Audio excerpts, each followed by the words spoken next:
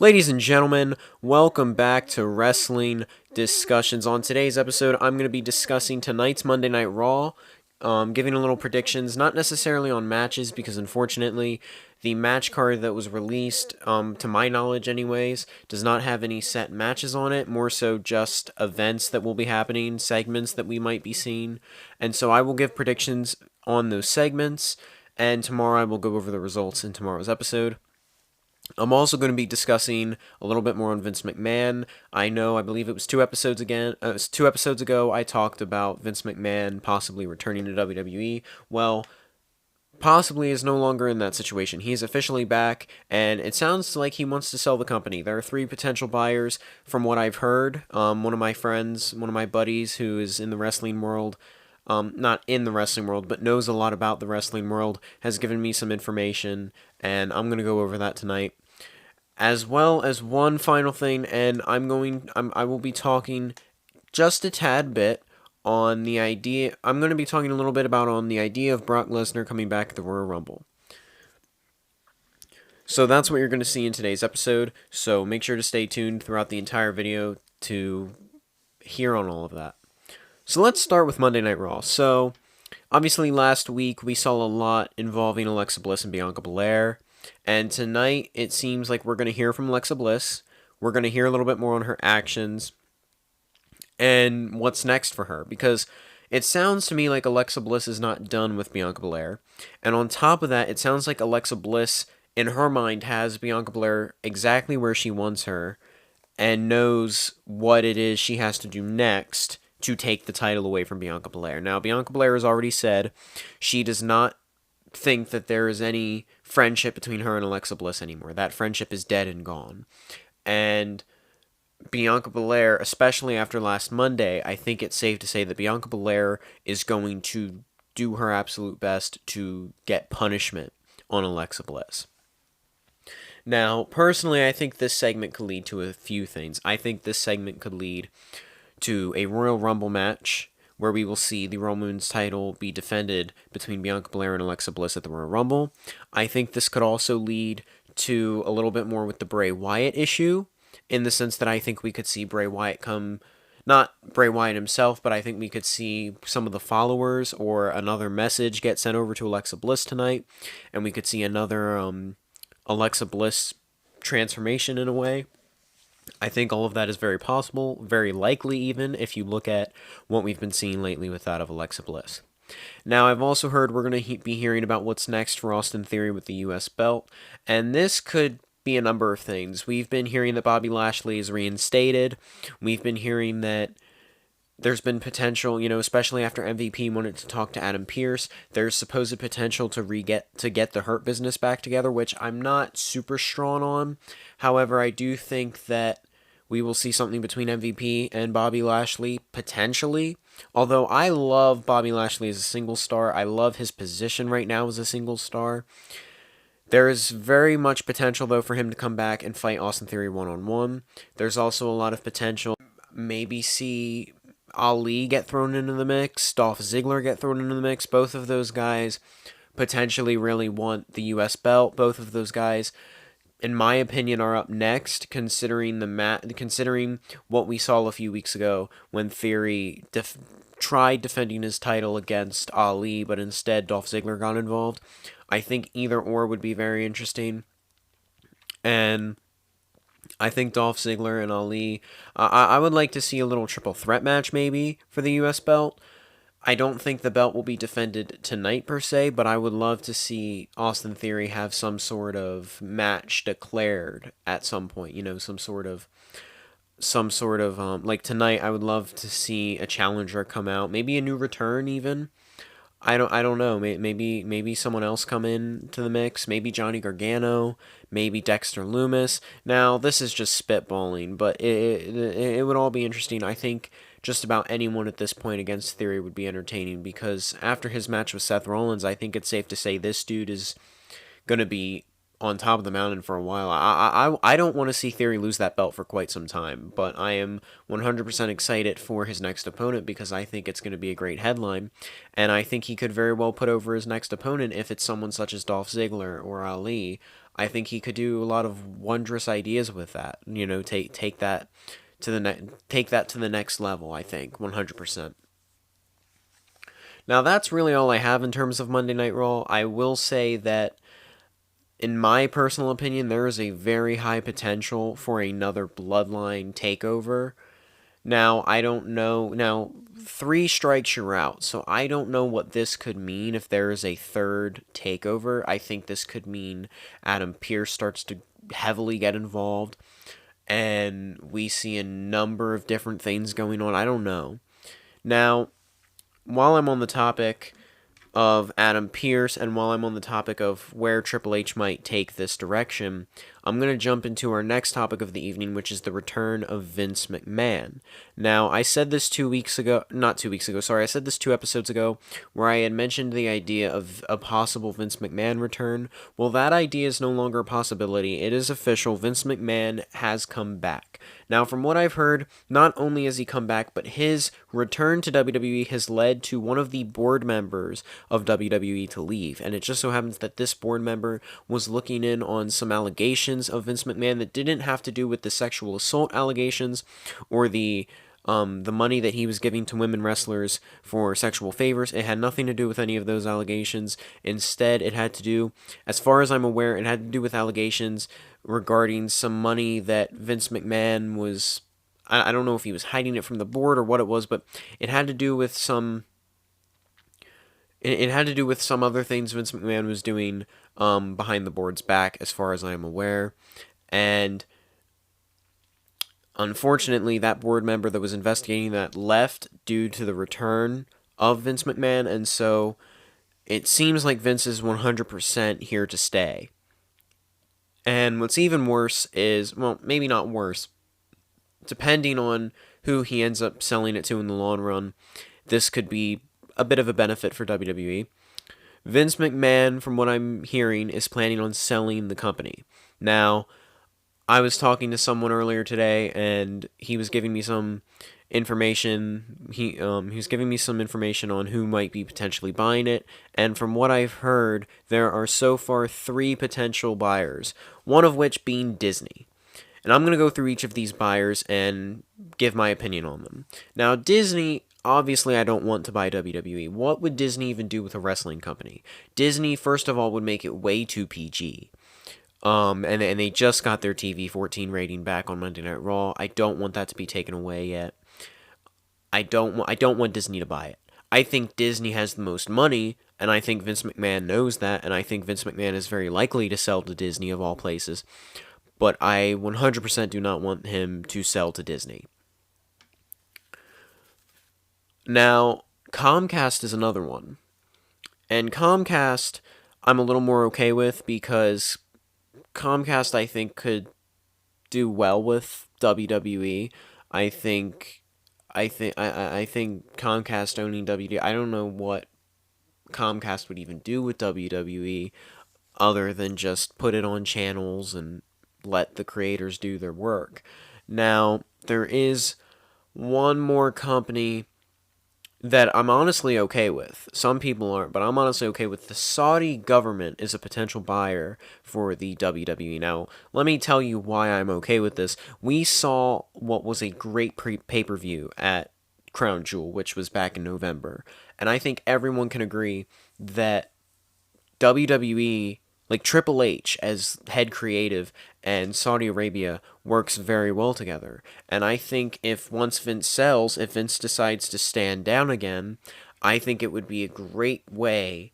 I think it would be great if Triple H kept his role, and Triple H and the Saudi government worked together on creating what is a great WWE. Now, I was talking to someone else today, and I did actually get the question, well, why wouldn't Tony Khan buy WWE? Well, first of all, I think everyone can agree, Tony Khan doesn't really necessarily want to buy WWE, he wants to beat WWE. And on top of that, Vince McMahon would never sell to Tony Khan. I don't think Vince McMahon, because Vince McMahon would see that as a defeat. Vince McMahon would see that as an insult to the company that he's built. And so and that would be an insult to himself if he were the one to sell it to Tony Khan. And so I don't ever see that possibility ever coming to fruition. I don't see that ever happening. But those are the three choices. Now, I do just also want to say, people thinking, oh, well, Vince is back, but he wants to sell the company, so he's not back. No, no, no, no. He is back. He has gotten his creative power back from what I've heard. And it sounds to me like he is back in the creative business in the sense that he does have the same amount of control that he had before in terms of creativity. And that scares me. We're going to just have to see how tonight's Monday Night Raw goes, because if it goes smoothly, and, you know, if it goes smoothly for the most part, then I think it's safe to say Triple H still has a good amount of say in what he's doing. If it goes horribly, horribly wrong, I think every single one of us can agree Vince McMahon screwed it. Now, let's switching topics over to Brock Lesnar. Now, there's been a question of, is Brock Lesnar potentially coming back to WWE at the Royal Rumble? WWE recently dropped their Royal Rumble poster. I mentioned this a few episodes ago actually, and it is actually very likely that WWE will have Brock Lesnar return in the Royal Rumble. On the poster, Brock Lesnar is not only on the poster, but I've also been hearing on other news reports that Brock Lesnar, it's been being revealed more and more that Brock Lesnar, just like other superstars that are very big in the company, have complete creative control over their character. They have a very high amount of creative control. And for news articles to be dropping that out of the blue, especially in such a coincidence of a time for the Royal Rumble poster to be dropping with Brock Lesnar's face on it, I think it's safe to say that Brock will be returning for the Royal Rumble of 2022. Now, if he returns at the Rumble, or if he returns at a Monday Night Raw and him and Lashley go at it again, maybe that could be something. I don't know. Personally, because I know I'll mention this while I'm on here. Personally, I know a lot of people have been talking about a potential Gunther versus Brock Lesnar match at WrestleMania. Personally, I don't see that happening. Rather, I see Brock Lesnar versus Bobby Lashley happening.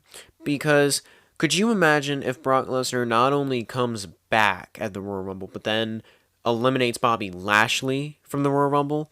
That would 100% lead to more disruption with Bobby Lashley, more anger, more hatred, and it could take Bobby Lashley down a road where he ends up wanting to fight Brock Lesnar at WrestleMania. And I don't know if this reminds you of anyone, but to me, it reminds me of John Cena when he lost to The Rock at Mania, and he went an entire year of going in this downward spiral until finally he got another match against The Rock at the following WrestleMania, and he got his vengeance. And I can very, very well see that happening with Bobby Lashley and Brock Lesnar. I think Bobby Lashley finally, putting the nail in the coffin and beating Brock is great. But personally, I think when Bobby Lashley beats Brock, not if, but when, because I think eventually Bobby will beat Brock if they continue this, and they continue this little rivalry. I think eventually Bobby will be victorious over Brock Lesnar. When Bobby beats Brock, Brock has to just leave. Like, I understand the dude still is kind of in his prime, right? The dude's still doing very well, but his matches aren't even entertaining anymore, in the sense that the only thing entertaining about him is that it's Brock Lesnar. He does the same moves over and over again. His matches are getting shorter and shorter. At the end of the day, I think the best bet for the entirety of the WWE is to put Bobby Lashley over with the help of Brock Lesnar, and then have Brock Lesnar lose, and then have Brock Lesnar go away. And Bobby Lashley is the new powerhouse. Bobby Lashley's this unstoppable force. Bobby Lashley is this big, brutal kind of a guy. And I'm okay with that. Some people aren't. I'm okay with that. I'm okay with this idea of the almighty Bobby Lashley becoming the new beast. I'm okay with that concept. I'm getting tired of seeing Brock Lesnar come back, because he comes back every 2 or 3 months. His matches are less and less entertaining, And I feel like he's taking, I mean, no offense, but he completely took from Bobby Lashley, in my opinion, in the sense that I think Bobby Lashley, where he was better than when he got put into this rivalry with Brock. I much more enjoyed Bobby Lashley with Seth Rollins and Austin Theory these past couple of weeks than I have him with Brock Lesnar. And so I personally don't really care for Brock anymore. I'm a huge Brock Lesnar fan. I was a huge Brock Lesnar fan, but currently I feel like all he's doing is taking away from what other wrestlers could currently be doing. He's pulling them into a storyline that is really just, it's not doing them any favors, because Brock's either going to win or he's going to put on a terrible match, in my opinion, where the wrestler isn't really going to get put over the way he should.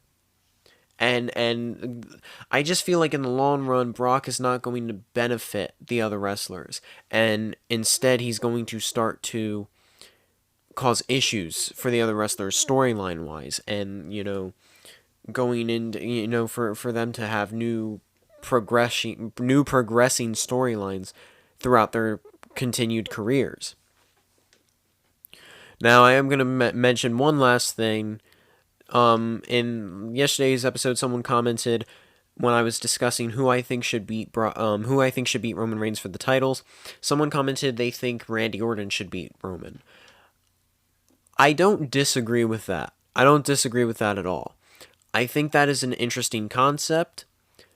And originally, obviously, for anyone that knows, Randy Orton, before he got injured, was supposed to fight Roman Reigns at SummerSlam of 2022. At least I believe it was SummerSlam. And Randy Orton unfortunately got injured. They couldn't do the match. But personally, I think even if he did fight him at SummerSlam, I don't think Randy Orton would win. And that's not to disrespect Randy Orton. It's to say, storyline-wise, I don't think Randy would win. I think Roman would win. I think Roman is this unstoppable force. He's this unstoppable nature.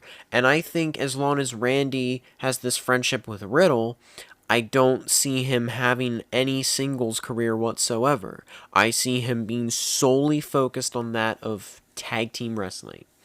Now, obviously, yes, Riddle is out right now, and I don't know when he's going to be back. I'm assuming he's going to be back at the Rumble.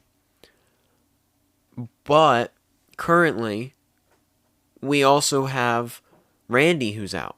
And if Randy were to somehow come back in 2023, which I'm not sure if he will, because his injury is fairly sustainable as far as I know. It's a pretty progressive injury as far as I know, and it's going to keep him out for a long time. But let's just say he were to somehow come back soon, and soon being maybe 3-4 months from now. Randy Orton versus Roman Reigns would not make sense, in my opinion. It would make sense for the match to happen, but it would not make sense for Randy to take the titles off of Roman. I say that because they are clearly building up for something huge at WrestleMania, and you can feel it. It's either going to be The Rock, it's either going to be Cody, it might even potentially be Seth freaking Rollins, but I can almost guarantee you that it is not going to be Randy Orton. And it's not to disrespect Randy Orton. I love Randy Orton. I love his wrestling capability. And I said this before, I would love to see him be champion again. I'm pretty sure if he'd be like a 15-time champion now, right? 14 or 15. But personally, I also think if he were to beat Roman Reigns, it just wouldn't make sense, because the dude couldn't even beat Bobby Lashley in singles competition, remember? He couldn't even beat Bobby Lashley in singles competition. How could he beat the tribal chief, the head of the table, the guy that has an entire bloodline behind him? I don't see Randy Orton winning that. I'm sorry, I just don't. But yeah, that is my opinion on all of that. And if you guys have any topics you would like me to discuss in future videos, please comment that down below. Tomorrow's episode is going to contain the results of Monday Night Raw, as well as some other discussions. It'll probably contain predictions going into NXT tomorrow night, but it'll contain some other topics as well, so don't worry. And ladies and gentlemen, again, I appreciate you all for tuning in and watching today's episode. We hit episode 10 today, so thank you all for that. And I'll see you guys in the next one. Couldn't have done it without you. Peace out.